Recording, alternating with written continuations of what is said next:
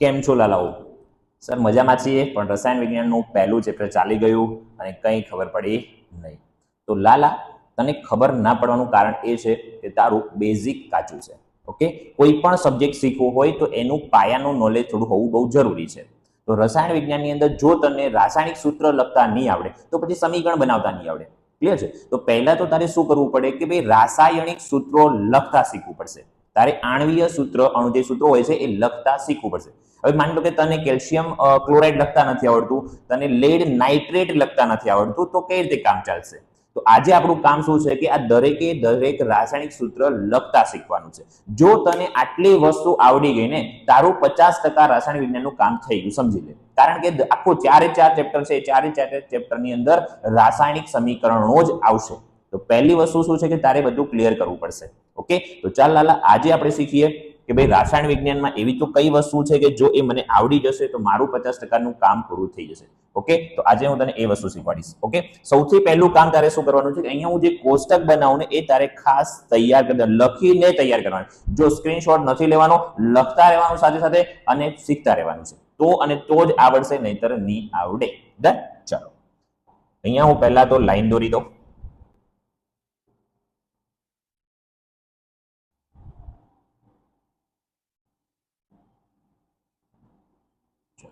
કોષ્ટક બનાવી દેવાનું આવું તો. હવે અહીંયા શું કરવાનું છે કે અહીંયા સૌથી પહેલા સંયોજકતા. હવે સંયોજકતા શું છે તો એ હું બેઝિક લેક્ચર્સની અંદર શીખવાડીશ. અત્યારે ખાલી યાદ રાખવાનું છે સંયોજકતા. સૌથી પહેલી વસ્તુ યાદ રાખવાની તારે સંયોજકતા. બીજું અહીંયા તારે ધાતુના નામ લખવાના છે કે ભાઈ ધાતુ. અહીંયા તારે લખવાનું છે અધાતુઓના નામ, અધાતુઓ. અને અહીંયા આવશે તારું બહુપરમાણવીય આયન. ઓકે, પણ ચલો હવે શું કરીએ કે એવી સંયોજકતા એક, પહેલી સંયોજકતા કેટલી છે? એ સંયોજકતા એક હોય એવી ધાતુ, અધાતુ અને બહુપરમાણવી આપણે જોઈશું કે જેની સંયોજકતા કેટલી હોય? એક હોય. તો એવી કઈ ધાતુ છે જેની સંયોજકતા એક છે? તો સૌથી પહેલા તો સોડિયમ. સૌથી પહેલા શું લખીશું? સોડિયમ. સોડિયમ એટલે સંજ્ઞા શું થશે? Na. એટલે સોડિયમ તારે સંજ્ઞા ખાસ યાદ, સોડિયમ સંજ્ઞા Na, સંયોજકતા કેટલી? એક. આવી રીતે યાદ રાખવાનું છે. પોટેશિયમ, બીજી ધાતુ કઈ લીધી છે? પોટેશિયમ. ચલો, તો પોટેશિયમ સંજ્ઞા શું થશે? કે. પોટેશિયમનો પી ના લઈ લેતો, પોટેશિયમની સંજ્ઞા શું છે? કે છે. સંયોજકતા કેટલી છે? એક છે. ત્યારબાદ સિલ્વર, સિલ્વર સંજ્ઞા Ag. ઓકે, આ ચાંદી છે, સિલ્વર સંજ્ઞા શું છે? Ag, સંયોજકતા કેટલી છે? એક છે. ત્યારબાદ કોપર, કોપર સંજ્ઞા શું છે? Cu, સંયોજકતા કેટલી? એક. હવે અહીંયા કોપરમાં હું સ્ટાર કરું, કોપરની સંયોજકતા એક પણ છે અને કોપરની સંયોજકતા બે પણ છે. તો અહીંયા ખાસ યાદ રાખવાનું. ચલો, ત્યારબાદ અધાતુ. તો હું લખું છું પહેલા હાઇડ્રાઇડ, હાઇડ્રાઇડ. ઓકે, ચલો, હાઇડ્રાઇડ સંજ્ઞા છે H, સંયોજકતા છે એક. ક્લોરાઇડ, ક્લોરાઇડ તો સંજ્ઞા શું છે? Cl. ક્લોરાઇડની સંજ્ઞા છે Cl, સંયોજકતા કેટલી છે? એક છે. અત્યારે હું વીજભાર નથી દર્શાવતો. ઓકે, આપણને ખાલી સંજ્ઞા યાદ રાખવાની છે, એની સંયોજકતા યાદ રાખવાની, બસ આટલું કામ કરવાનું છે. ચલો, બ્રોમાઇડ, બ્રોમાઇડ સંજ્ઞા શું થશે? Br. બ્રોમાઇડની સંજ્ઞા Br. ચલો, આયોડાઇડ, આયોડાઇડ સંજ્ઞા શું થશે? I. ક્લિયર? તો આ બધાની સંજ્ઞા લખી છે અને આ બધાની સંયોજકતા કેટલી છે? એક છે. હવે બહુપરમાણીય. બહુપરમાણીય એટલે શું? જે એક કરતા વધારે પરમાણુનો, જો બહુનું નામ છે બહુ એટલે શું થાય? વધુ. તો જે એક કરતા વધારે પરમાણુનો બનેલો હોય ને એને આપણે શું કહીશું? બહુપરમાણીય. જેમ કે ammonium, ammonium, ammonium, ammonium NH4. અહીંયા N એ નાઇટ્રોજન છે, H હાઇડ્રોજન. હાઇડ્રોજન ક્યાં પરમાણુ? તો બે પરમાણુ છે, એક છે નાઇટ્રોજન અને એક છે હાઇડ્રોજન. તો બે પરમાણુનો બનેલો છે એને કહેવાશે બહુપરમાણીય. જે એક કરતા વધારે પરમાણુનો બનેલો છે એને આપણે શું કહીએ છીએ? બહુપરમાણીય. તો એમોનિયમ સંજ્ઞા છે NH4, સંયોજકતા છે એની એક. ક્લિયર ને? ચલો, હવે ત્યારબાદ hydrogen carbonate, hydrogen carbonate. Okay, carbonate HCO3. શું છે? HCO3, hydrogen carbonate.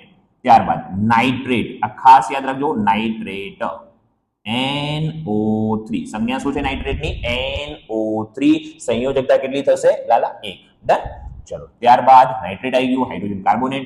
Hydroxide, hydroxide, hydroxide, હાઇડ્રોક્સાઇડની સંજ્ઞા શું છે OH સંજ્ઞા શું છે OH હાઇડ્રોક્સાઇડ OH સંયોજકતા કેટલી 1 તો બસ સંજ્ઞા યાદ રાખવાની એની સામે એની સંયોજકતા યાદ રાખવાની આ ખાસ લખીને તૈયાર જો આટલું તને લાલા આવડી ગયું ને તારું રસાયણ વિજ્ઞાનનું 50% કામ પૂરું થઈ જશે હું ગેરંટી મારી કહું છું કે જો આ લખતા આવડી ગયું ને તો રસાયણ વિજ્ઞાનમાં કોઈ તકલીફ નહીં પડે ડન ચલો હવે આગળ વધીએ હવે સંયોજકતા કેટલી હોય 2 એવી સંયોજકતા એવી ધાતુ કે જેની સંયોજકતા 2 હોય એવી અધાતુ કે જેની સંયોજકતા કેટલી હોય 2 એવી વસ્તુ આપણે જોઈશું તો સૌથી પહેલા ધાતુમાં લખું છું મેગ્નેશિયમ સંજ્ઞા શું છે તો સંજ્ઞા છે Mg મેગ્નેશિયમ ત્યારબાદ અહીંયા ઝિંક સંજ્ઞા શું છે Zn લેડ ધાતુ લેડ સંજ્ઞા શું છે Pb આ બધાની સંયોજકતા કેટલી હશે 2 હશે ત્યારબાદ કોપર Cu ઓકે ચલો કઈ વસ્તુ બેરિયમ Ba જો લાલા તું ધોરણ 9 માં શીખીને આવ્યો હોઈશ બરાબર છે પણ અહીંયા મેં અમુક વસ્તુ લીધી છે જે ધોરણ 9 માં નથી ઓકે એટલે ખાસ આ વિડિયો જોજે પાછો બેરિયમ સંજ્ઞા શું છે Ba લેડ Pb સંયોજકતા કેટલી છે 2 છે ઓકે ત્યારબાદ આયનની સંજ્ઞા છે Fe ઓકે આયન લોખંડ આની જો લોખંડની સંયોજકતા આયનની સંયોજકતા 2 પણ છે અને 3 પણ છે એટલે આ ખાસ યાદ રાખો ચલો હવે અધાતુઓની અંદર આવશે ઓક્સાઇડ ઓકે જેટલા પણ અધાતુ હોય ઈડ પ્રત્યે લાગે ઓક્સાઇડ ચલો સંજ્ઞા O સંયોજકતા 2 ત્યારબાદ સલ્ફાઇડ સંજ્ઞા શું છે S અહીંયા ખાસ ધ્યાન જો આ સલ્ફાઇડ છે તો સલ્ફાઇડ આવે તો સંજ્ઞા શું થશે S હવે સલ્ફેટ કીધું તો બહુપરમાણુ બને સલ્ફેટ SO4 આ બહુપરમાણુ સલ્ફેટ SO4 સલ્ફાઇડ કીધું સલ્ફાઇડ ઓકે સલ્ફેટ તો SO3 તો આની અંદર ભૂલ ના કરતા ખાસ સલ્ફેટ કે તો SO4 સલ્ફાઇડ કે તો SO3 ડન ને કાર્બોનેટ બરાબર કાર્બોનેટમાં આવશે CO3 કાર્બોનેટ આટલી વસ્તુઓ યાદ રાખો બધાની સંયોજકતા કેટલી છે આ બધાની સંયોજકતા 2 છે હવે આપણે એવી અધાતુઓ જોઈશું કે જેની સંયોજકતા ધાતુ કે જેની સંયોજકતા કેટલી હોય 3 હોય ડન તો એક તો પહેલું આયન અહીંયા યાદ રાખીશું આયન Fe બીજું એલ્યુમિનિયમ આ ખાસ યાદ રાખજો એલ્યુમિનિયમ ચલો સંજ્ઞા છે Al સંજ્ઞા શું છે એલ્યુમિનિયમ સંજ્ઞા શું છે Al સંયોજકતા કેટલી 3 નાઇટ્રાઇડ અધાતુમાં આવશે નાઇટ્રાઇડ સંજ્ઞા એકલી N સંયોજકતા 3 ફોસ્ફેટ સંજ્ઞા થશે PO4 ફોસ્ફેટ સંજ્ઞા શું છે PO4 સંયોજકતા ફોસ્ફેટની સંયોજકતા કેટલી 3 હવે જો લાલા તું આટલી વ્યવસ્થિત રીતે તૈયાર કરી અમુક સંયોજકતા 4 વાળા છે જેમ કે કાર્બન એની અત્યારે જરૂર નથી પહેલી વસ્તુ તો બસ આટલું આવડી ગયું ને એટલે આપણું 50% કામ પૂરું ઓકે ચલો હવે શું કરીએ જો હવે આનો ઉપયોગ કેવી રીતે આપણે એવું છે કે આ તો યાદ રહી ગયું સર મને બધી વસ્તુ યાદ રહી ગઈ મને મેગ્નેશિયમની સંજ્ઞા યાદ રહી ગઈ Mj એની સંયોજકતા 2 છે એ પણ યાદ રહી ગયું ઓક્સાઇડની સંજ્ઞા છે O એની સંયોજકતા 2 છે એ મને યાદ રહી ગયું સર હું આનો ઉપયોગ કેવી રીતે કરીશ હવે અહીંયા લાલા ધ્યાન આપજો આનો ઉપયોગ કેવી રીતે માની લો કે મારે સોડિયમ ઓક્સાઇડ લખવું છે સોડિયમ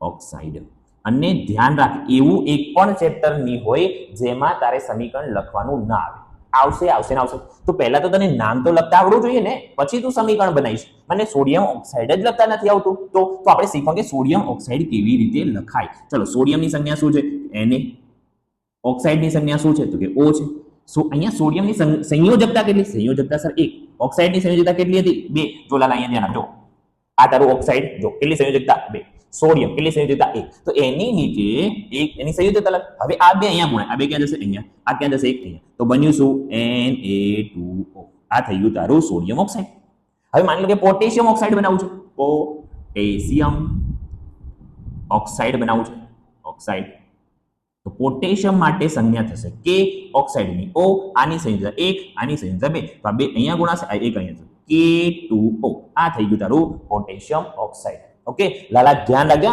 એન્ડ સુધી વિડિયો જોવાનો છે તો ટ્વિસ્ટ બાકી છે જો હવે માની લો કે મેગ્નેશિયમ ઓક્સાઇડ કીધું હતું મેગ્નેશિયમ ઓક્સાઇડ તો મેગ્નેશિયમની સંજ્ઞા શું છે Mg છે ઓક્સાઇડની સંજ્ઞા કેટલી છે O છે સંયોજકતા બંનેની 2 હવે જો બે સંયોજકતા હોય તો ગુણવાની જરૂર નથી આ અહીંયા બે ગુણવાની જરૂર નથી, બે અહીંયા ગુણવાની કોઈ જરૂર નથી, સંયોજકતા સરખી હોય તો ઉડાડી દો. તો બની શું જશે? તો બની જશે MgO, મેગ્નેશિયમ ઓક્સાઇડ. આવી રીતે ડન. ઝિંક ઓક્સાઇડ બનાવવું હોય તો ઝિંક ઓક્સાઇડ લખવું છે, ઝિંક ઓક્સાઇડ, ઝિંક ઓક્સાઇડ. તો ઝિંક માટે Zn, ઓક્સાઇડ માટે O. ચલો, ઝિંકની સંયોજકતા કેટલી છે? 2 છે, ઓક્સાઇડની પણ 2 છે, તો 2 ઉડી જશે, તો બંનેને જોડે લખી દઈએ ZnO, ઝિંક ઓક્સાઇડ થઈ ગયું. સમજણ પડે કે નહીં લાલા? જો હવે શું કરીએ? હવે હું તને હાઇડ્રોક્સાઇડ માની લો કે મારે સોડિયમ હાઇડ્રોક્સાઇડ બનાવવું છે. Sodium hydroxide, hydroxide. ચલો, સોડિયમની સંજ્ઞા Na, હાઇડ્રોક્સાઇડની OH. હવે છે ને જો અહીંયા સંયોજકતા 1 છે, અહીંયા પણ સંયોજકતા 1 છે. હવે હાઇડ્રોક્સાઇડ છે ને એ બહુપરમાણીય છે. ઓકે, આ એક અહીંયા ગુણાય, આ એક અહીંયા ગુણાય, પણ એક એક છે, ગુણવાની કોઈ જરૂર નથી. પણ ધ્યાન, જો અહીંયા એક કરતા વધારે સંખ્યા ગુણાઈ હોત ને તો બહુપરમાણીયને આપણે કૌંસમાં દર્શાવે. ઓકે, જેમ કે અહીંયા NaOH. તો અહીંયા OH ને મેં કૌંસમાં નથી લખ્યા. પણ જો લાલા અહીંયા ધ્યાન આપ, માની લો કે કેલ્શિયમ હાઇડ્રોક્સાઇડ કીધું હોત તો કેલ્શિયમ હાઇડ્રોક્સાઇડ, હાઇડ્રોક્સાઇડ આવું કીધું હોત તો કેલ્શિયમની સંજ્ઞા શું થત? Ca થાત. હાઇડ્રોક્સાઇડની શું થત? OH. કેલ્શિયમની સંયોજકતા 2, હાઇડ્રોક્સાઇડની 1, તો આ એક અહીંયા ગુણાય, અહીંયા 2 ગુણાય. હવે ધ્યાન આપજો, અહીંયા Ca. હવે આ બહુપરમાણીય છે, બહુપરમાણીય સાથે એક કરતા મોટી સંખ્યા ગુણાય ત્યારે એને કૌંસમાં દર્શાવવાના. તો હું આને કૌંસમાં દર્શાવી OH પછી 2 ગુણીશ. તો આ બની ગયું મારું કેલ્શિયમ હાઇડ્રોક્સાઇડ. માની લો કે મારે મેગ્નેશિયમ હાઇડ્રોક્સાઇડ બનાવવું છે, મેગ્નેશિયમ હાઇડ્રોક્સાઇડ, હાઇડ્રોક્સાઇડ આવું લખવું છે, મેગ્નેશિયમ હાઇડ્રોક્સાઇડ. તો મેગ્નેશિયમની સંજ્ઞા શું થશે? Mg, હાઇડ્રોક્સાઇડની OH, આની સંયોજકતા 2, આની 1. તો આ એક અહીંયા ગુણીશું, આ 2 અહીંયા ગુણીશું, તો બનશે શું? Mg કૌંસમાં OH2, આ મેગ્નેશિયમ હાઇડ્રોક્સાઇડ. તો જે પણ બહુપરમાણીય હોય એની સાથે જો એક કરતા મોટી સંખ્યા ગુણાશે તો એને કૌંસમાં દર્શાવીશું. ક્લિયર? ચલો, હજુ બી અહીંયા આપણું દાંત, આ જે દાંત છે ને એનું ઉપરનું પડ કેલ્શિયમ ફોસ્ફેટનું બનેલું. શાનું બનેલું હોય છે? Calcium phosphate. તો હવે માની પરીક્ષામાં પ્રશ્ન પૂછે કેલ્શિયમ ફોસ્ફેટનું સૂત્ર લખો. કેલ્શિયમ ફોસ્ફેટનું સૂત્ર, કેલ્શિયમ ફોસ્ફેટનું સૂત્ર શું થશે? Calcium phosphate.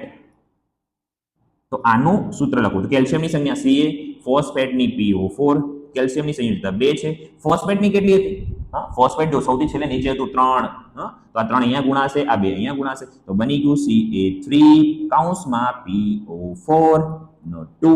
કેમ અહીંયા? કારણ કે ફોસ્ફેટ છે બહુપરમાણીય છે એટલે એને કૌંસમાં દર્શાવવું પડે. તો આ બની ગયું તારું કેલ્શિયમ ફોસ્ફેટ. બસ આવી રીતે કરવાનું. તો જો લાલા તને આ કોષ્ટક આવડી ગયું ને, આ કોષ્ટક બધું યાદ રહી ગયું, તો તું કોઈ પણ વસ્તુ બનાવી શકીશ. અને એક વાર તને નામ લખતા આવડી ગયા ને પછી રાસાયણિક સમીકરણ લખવામાં કોઈ તકલીફ પડશે નહીં. ઓકે, એ પણ હું શીખવાડીશ, ચિંતા નહીં કર. તો ચેનલને સબસ્ક્રાઇબ ના કરી હોય તો સબસ્ક્રાઇબ કરી લેજે. આવી જ રીતે શીખવાની મજા આવશે તને. આગળ વધી જો, માની લો કે મારે બેરિયમ ક્લોરાઇડ બનાવવું છે. બેરિયમ ક્લોરાઇડ લખો, બેરિયમ ક્લોરાઇડ.